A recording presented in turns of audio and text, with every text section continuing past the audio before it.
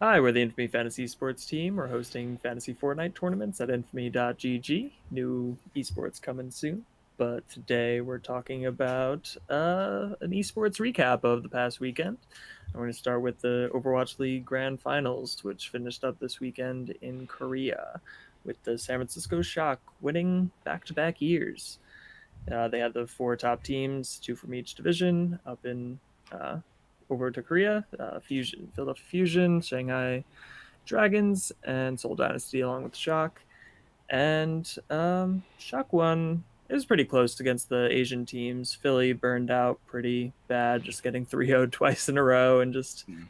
bye bye. Did they even like show up? It felt like they they just forfeited before the game even started. They just got shit on. Like, It was amazing. The Funny Astro, the support for them, like earlier in the year during the homestands, they went to, I don't know, Boston or Washington or somewhere, and they like destroy the whoever they played against. And he had a tweet like, "This wasn't worth like I flew out for this," and then someone brought it up again like, "I flew out for this." it was probably in Washington. I know Boston didn't have a homestand.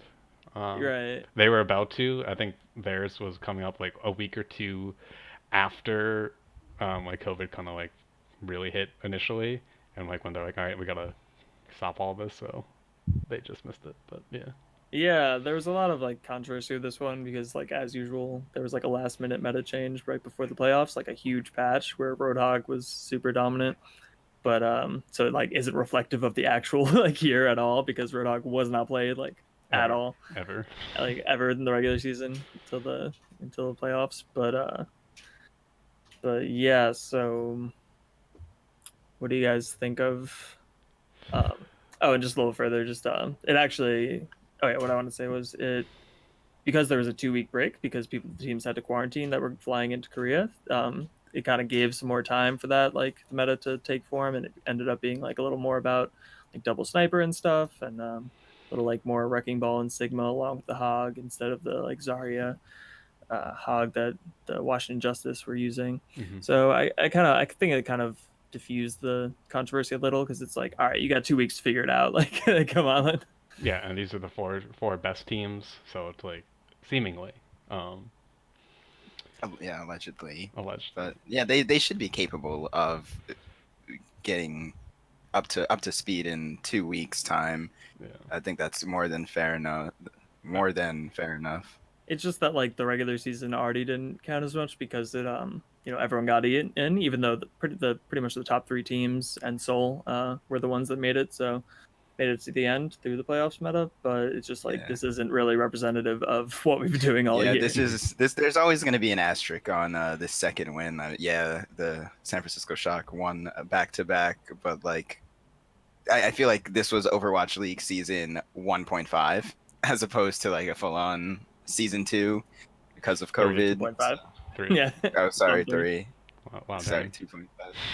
I'm behind on Overwatch. I'm not even gonna thought front. I know.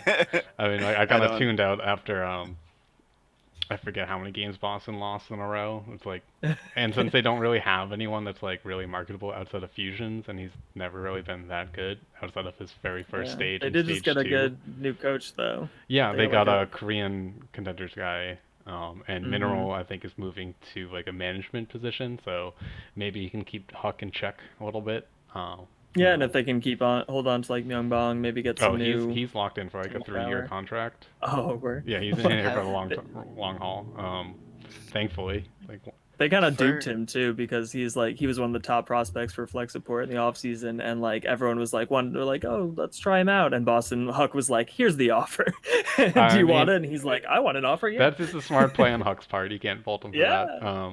And just Bad on his though. um, During the but All-Star game, he after it was over, he posted a meme of like some anime where it's like all these people disappearing, and it was like the different teammates like Fleta and all the dragons like, no, come back. What are you gonna say for about for Overwatch, do you guys think that the team management has a larger impact on the gameplay, or is it mostly like the mechanical skill of the players? I think Like think, because they're one of the few like esports that actually utilizes a bench. At least the good teams do. Because you see in League, you might have like a six person, but usually your backups are on the academy team, like like the contenders team, or in BRs, it's really just whoever's there essentially. Yeah. Even in the team games, it's just like that stack of three, and then Mm-hmm. I don't know. There's only like Clash Royale. There's rosters, but like most of the time you're gonna have the same people going out every time. You don't really sub in people unless there's like they're sick or it's like depending on the meta. But I think Overwatch is kind of different, where Yeah. you can have this wide depth of talent. You can see that with the Shock, with like Rascals like tweeting like I forget what he exactly said, but it's like that's like One a from the bench bench. or Yeah, something. one for the bench. Even though he played most of the year. But yeah, I think Overwatch League is Overwatch as an esports kind of the hardest one of all and most reliant on the coaches because there's so many different maps, there's so many different metas, and it's just constantly changing. So having a deep roster, there's like not many teams that have successfully done it. Like a good bench, like pretty much all of the San Francisco Shock are like top of their top They're, of their position with yeah. like depth also in the top of their position. So it's kind of crazy. And like they even Yeah. had to release some people like in the past few years because they were so good. It's like they were guaranteed starting positions on other teams because they were just getting beat up by Yeah. like Nevix was getting beat up by Choyobin and Yeah, stuff Baby like that. Bay by Striker. Hmm. Yeah. They were I just just like, wonder if they're gonna get like even more stack because I assume that if you win, you get some kind of winning incentive, whether it be money or something. So like, are they just gonna have an unfathomable amount of money on other teams to just like keep being continuously stacked? I don't know. It was weird. Like kind of their biggest prospect they acquired was like a Ons. rookie Ans, yeah, who was they kind of picked up off ladder. Like he played some contenders, but they were doing a boot camp in Korea, and they were like, "This guy's insane. Like let's put him on the I mean, team." at the same And he time, ended up. he's a Widowmaker specialist. So it's like you don't need that much synergy because it's just the Hmm. nature of the character being a bitch in the back. So Yeah, but between like that and the Ash, it was a pretty prominent snipers all year, so it was good looks. And then even if you didn't have him, you still have Striker, but it frees hmm, him up to play stuff like the Tracer, and he was on the Hanzo in the finals. So true. Um, you kind of mentioned it before, like how there's like the three top teams and then Seoul. Like how I didn't pay attention to the APAC region at all usually because it's just like I'm not like if I'm up that late, I'm not gonna like yeah, I watch tried to watch. Overwatch. I watched the VODs the next day, Hmm. but Seoul was a super weird team all year because they sometimes they would look great, like they beat like when they were still playing in NA at the very beginning, they beat like both the LA teams after they just beat the Shock, and it was like, oh, they're looking good. Then they spend most of that time APAC mostly looking shitty. But it's like kind of just like what happened year one, since it's most of the former London Spitfire team with Profit Yeah. and Jester, but they got a meta that was good for them, and they just turned it up in playoffs. Like Jester, who has been pretty shit all year because Winston hasn't really been prevalent. Hmm. Turned out he's a great Roadhog. Like what, and that was enough to really get them. And then on I, the other hand, you had the Shanghai Dragons, who everyone kind of expected to win. Like they were almost favored over the Shock because they had such a strong year, but they were largely off of like their main tank. Fearless was a big part of it, and there was no Winston really, so they took him out and put the and stand one their other main tank in on the Roadhog, and he kind of lost it for them in the playoffs. hmm, yeah, it's a yeah. When I tuned in for the grand finals, I was like, oh, what is Gesture doing on Roadhog? I thought he would be on the Sigma, but who knows? But yeah, it's weird. They played. That was a big part of the problem. They like didn't have a dedicated off tank. They had Marvel and Jester in all the time, but they're both like crazy good at Sigma. So they were doing a lot of like Orisa Sigma, and that was kind of the only meta they looked good in. Like they were just a super meta dependent team all year, and they luckily they lucked out at the end. And other teams like Guangzhou Charge and New York didn't really have it together in the this meta. Yeah, New York hasn't been like top tier since I think season one. Really, like they're always like upper echelon, but they were never like. I always felt like they never broke into like the elite like handful of teams like the Shock, the Dragons. They're Um, always in like the top like 4 or 5, but they choke. They don't mhm. put it together at the end. They Shock just passed up their like ultimate win percentage, like the highest win percentage team. Like New York had it for the longest because they always do perform pretty well, partially because they're in the Atlantic region, which is like they get to Shit. farm teams like Hmm. Boston and a bunch of other teams. So Yeah. Um, what I thought was kind of funny is just seeing the tweets from because the finals were I think right during or like right after TSM literally just went 0-6 in a group stage and just humiliated the region in Worlds. And so you see like Monty, you see like Doa, Thorin, and stuff just like praising the Shock and like this is like the best run org in all of esports. Like how they from management to the bench to the players to the higher ups. Um, and then like they're also saying like, oh, if you like you NA League fans want to see like some Americans actually hoist up the World Championship, you should watch Overwatch League. I think that was Slasher who said that. It's like yeah, because it's never gonna happen in League, that's for sure.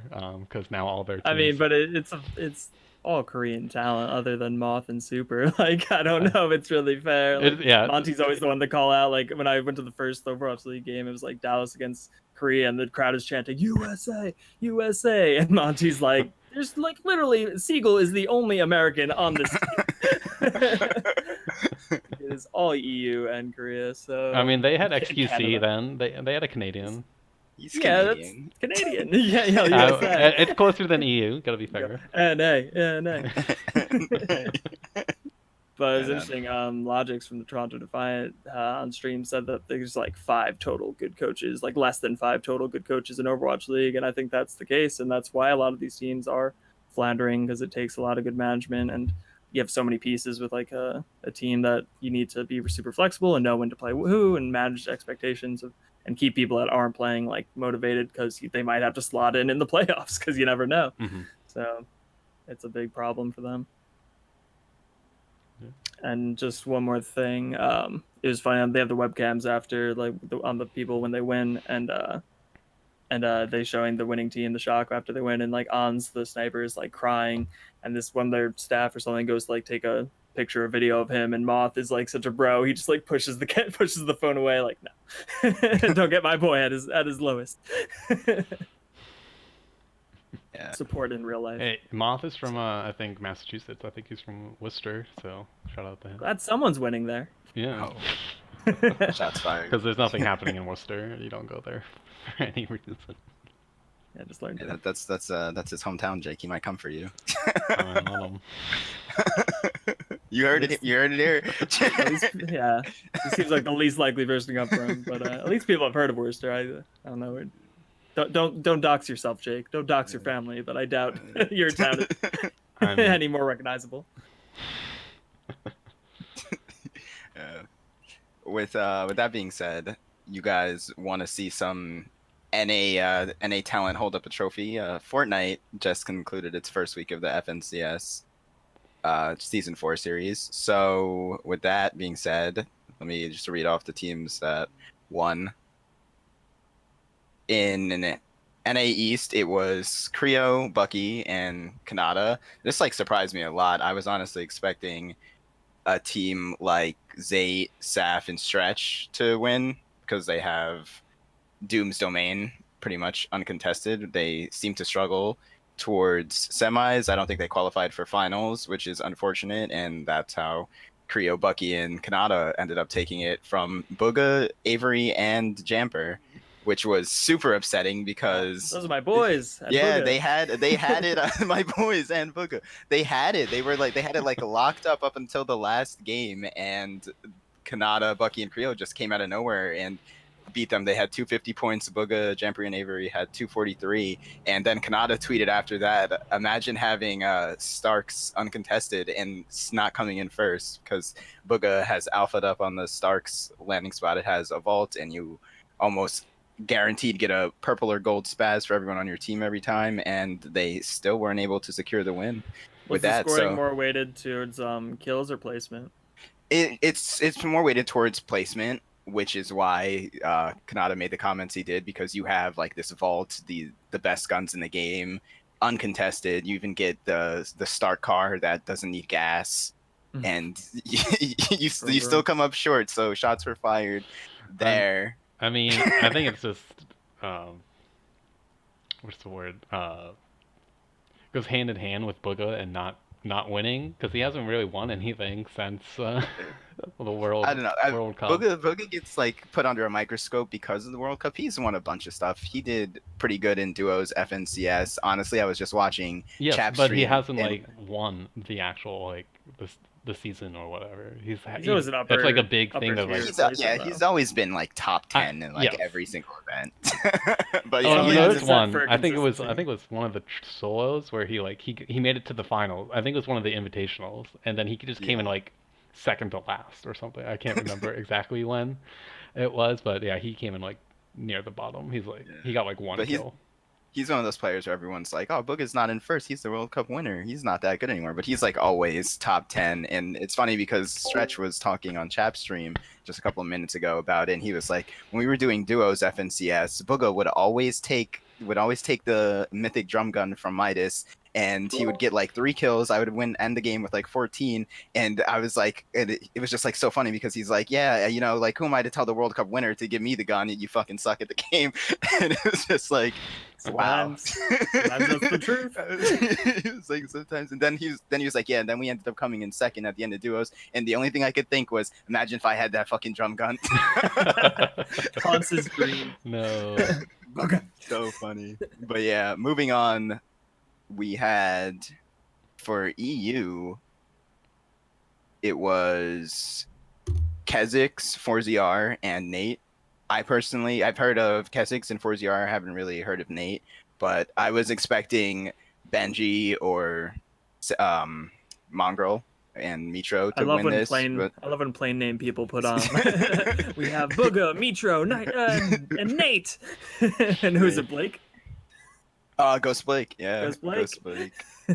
But yeah, EU is super unpredictable. I want to say like some of these names. Well, there's iDrop in the top 5, but the super stack teams didn't really do that well. Don't get me wrong; they came in top 10. I believe Benji and them placed top 16, but it just seems like this isn't as organized as NA East. Every season, NA East, you see the same names, and this is something that FaZe Bizzle was talking about after he came in. I believe it was like 4th or 5th. He made a tweet where he was talking about his takeaways from week ones, and pretty much he said, if anyone gets uncontested Doom or Stark, they'll win every tournament, which is kind of true. I believe the 3 teams from each region each landed at one of those mythic POIs. The next thing he said is NA East is the most competitive region and deserves a bigger prize pool because EU has so many people, and the players that get in are just round robin. They're in and out. It's never like a consistent player base because they have a more dense population, and the open tournament format just helps people get in. Like if you get a couple more bot lobbies than someone, you can get free points and then get a lucky placement that way. And the last thing he said, he shot on the Fortnite official stream, says that it freezes after any time someone makes a big play or a shockwave, and is 10 minutes behind the Yeah, I actual notice that gameplay. whenever I tune into the official stream, it's like sometimes you just see people lagging, running into a wall, and then it's like jumps 5 seconds into the future into like whoever Yeah, they're they fighting. try to do it like live, which I think is such a weird thing. I mean, I respect the intuitiveness and like the forward thinking of trying to pull that off, but like on top of all the computations that go on for Fortnite in general with like all the building, and you have like 60 people building and editing that you have to keep track of, and then you have this live replay system, like it's it's a bit much, and it really does show in the spectator client because like sometimes someone will have like 1 health, and then 10 seconds will go by and they'll just be teleported someplace else, gotten a kill somehow, have more health, and being completed. You're just like, it's very easy to get lost in the spectator client. Hmm. And yeah, lastly, moving on to NA West, we already know the story here with Arkham, Rex, and Epic Whale. They completely dominated they were 61 points ahead of the second place team, who was Falconer, Tavern, and 4DR Storm. which I'm not surprised about. One good thing from NA West coming up, and for anyone who's participating in our fantasy tournaments and listening to this, I think a player that everyone should be like watching out for is Reet. He's in the past coming weeks, everyone's been talking about him. Just like the way he plays the game is completely different than everyone else. Everyone has been trained from Fortnite mechanics from season 1 to where we're at now to shoot first and then edit, but Reed's just a player who makes sure he doesn't take a shot unless he has like complete control on you with his building pieces, which is just like super interesting to watch. He just makes people in these super stacked lobbies look like they're bots, and it's amazing. So yeah, definitely be on the lookout for Reed if you're participating in fantasy tournaments or just want someone to follow for the competitive side. But that's about all I have for the roundup of this Do week. you guys? I saw there was a lot of controversy. Some, I forget who it was, tweeted someone like, "This is the worst meta for competitive Fortnite ever." Like, yeah, but where does this meta rank in like the with the mythic whatever is in? There's like a couple problems that were created. So they put the Tony Stark place. It's just like a giant mountain that they just put in the middle of the map. It's pretty cool, but what that does is it covers up places where people could land, and then they also implemented the 50% chest spawn, which a lot of people think was because pro players with 100% chest spawn, they would be like, all right, I'm gonna land at this place, I'll take this half, this will give me guaranteed 20 chests. You take the right half, it'll give you 17 chests. We'll split it and we'll go on our way. So a lot of people think they implemented the 50% chest spawn to remove those collusion aspects, but what that did is, so you have like these two mythic POIs with large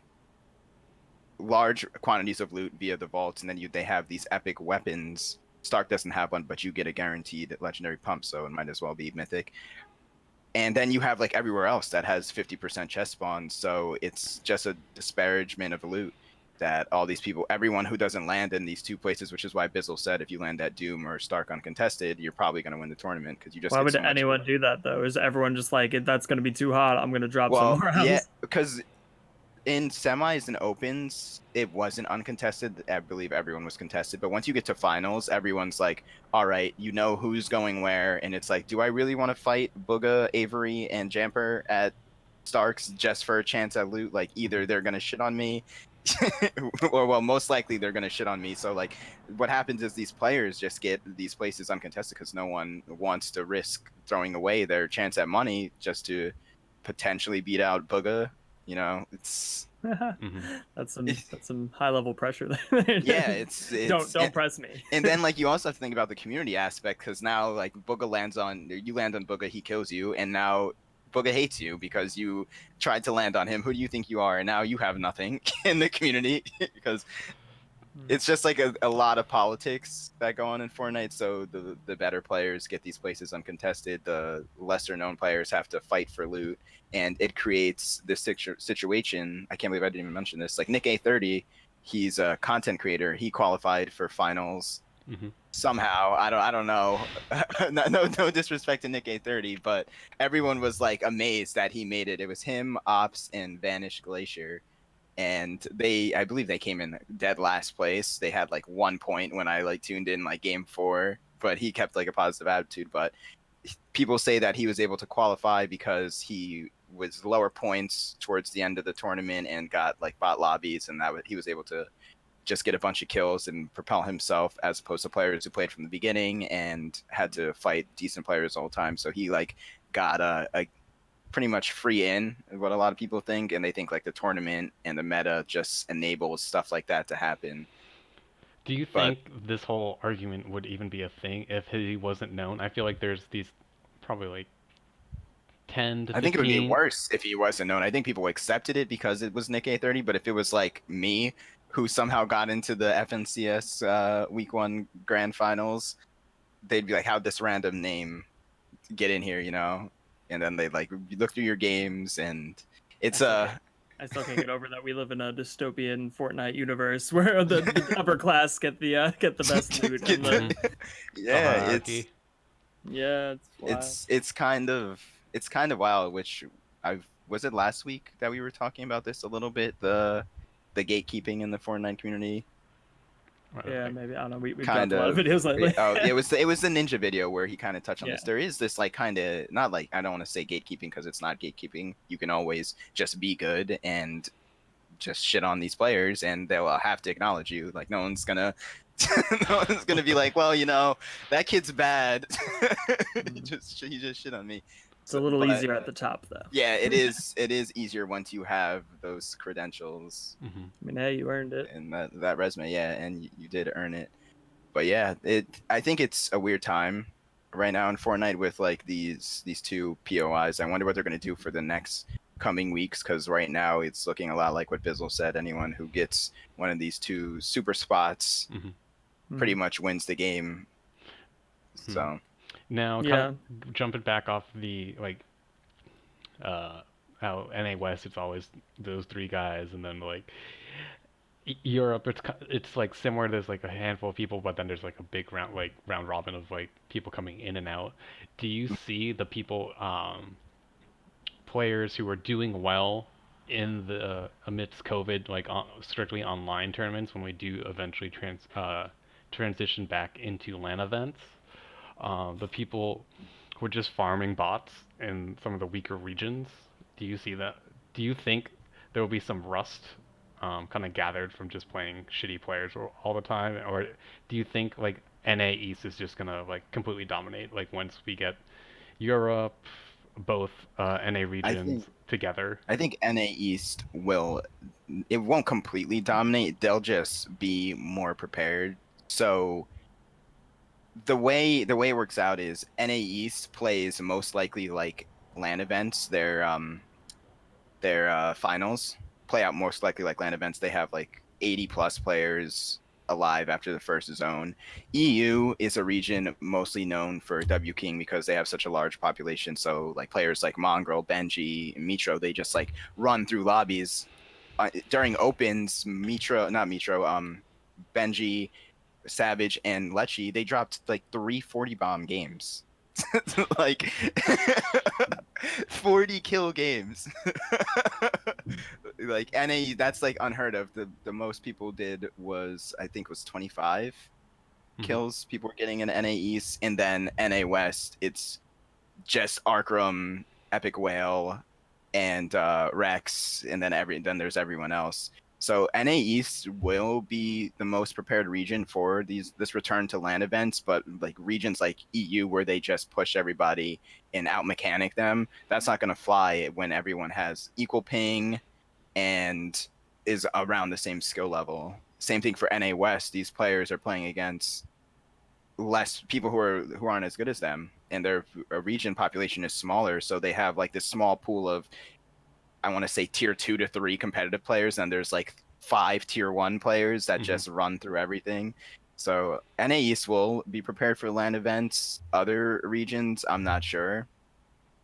So yeah, it's kind of interesting. And yeah, just you can do your point, but let's go over some fantasy and wrap up, I guess. Yeah, because like in Apex, it's like you have like the NA Super Regional, so you got teams competing from like South America, and like it's kind of like a big, not like a huge deal, but it's like a point of interest when like some of these Brazilian teams actually do perform fairly well, because they're like on like high ping the entire time against like players playing on NA East like lobbies and stuff. So it's gonna be really cool to see like teams like Barracudas and like Capital in Apex to see what they can do when they're on like even footing like the entire way through. So someday. Yeah. And just because you mentioned Brazil, for their region's FNCS, King, he qualified for the World Cup. He won 11 out of 12 of his games in the finals. Just so it's interesting when there's like real, just how free Brazil is. See if he's actually any good or not in a more competitive group. Yeah, because but what fantasy people are popping off this week and to look at for next week, do you think? I think for this week, obviously Epic Whale, Agers has done rather well. The person who's in first place right now, their team is Lechi, Epic Whale, Agers, and Avery. So I think any of those players, unfortunately, after this week though, I believe Avery, Jamper, and Agers, they'll all be getting a price readjustment. So they may not be as cheap as they have been the past couple of weeks, but they're still all around solid picks. I always say never sleep on my boy Benji. Him, Savage, and Lecce, I think, are the best trio in the world, hands down. They're But so just is it well worth oiled. that big chunk of Oh salary yeah, yeah. to get They're him? super expensive, but all you need is one. You can triple down on it and try and Jeez. get all three of them and triple your score, but or you can get one and then build a super team that way. Many different ways to Who would play. you choose? My ideal If you super chose one. team. Oh, if I No, chose no. If you one, just chose one of them. oh, I'll always choose Benji. Benji's just insane, super solid player. I think he's the best Fortnite player in the world. Hmm. No competition. But yeah, So who like I you? said, Reed is fairly inexpensive, and he's been the talk for the past 2 weeks in the Fortnite competitive community. No. So Who keep a you eyeing, lookout for him. Jake? Who's one player to keep I've an eye always on liked this week? Avery. I strayed away from him for a while just because he did have like a slump in performance, but he has been picking it up in the past few weeks, and particularly this past season. And then I usually just go with. He's finally not going to be dirt cheap though. I know, like that was like a big That's why like I like selling him. point. Like he's pretty consistent and he's cheap, so it's like Yeah. oh. Who could round out my team with a solid performance? Avery. Yeah, I'll Uh, just Never Wavy Good Jacob old. because when we were doing manual stats, he's always changed his name, so it took like him would take like 5 times as long to get through. So His I want him to personal lose every vendetta. time. Is it biased? Yes, but you know what? Yeah. He We brought build it our on own himself. storylines here. Yes. So. yeah, I Okay. can yeah, I'll just give my top 5 players that I think everyone should be looking out for. Illest, I think it's gonna have a big season. Reet, Clicks, now that he's partnered with Bizzle and Illis, I think they're finally gonna have some success in an FNCS. Um, Avery and Jamper. Those are Jabber. my five players. Even though the two of them are gonna be getting a price increase, I just think those are just players that who always will perform. You never have to worry about them underperforming. Good to throw on your team for sure. Yeah, definitely. So we've given you the advice to win this week. We'll be back again with fantasy Fortnite tournaments at infamy.gg. So sign up and choose your best boys because the leaderboard is waiting. But Yeah. we will see you next time. We post podcasts every week, at least one, maybe more. But we'll see you soon.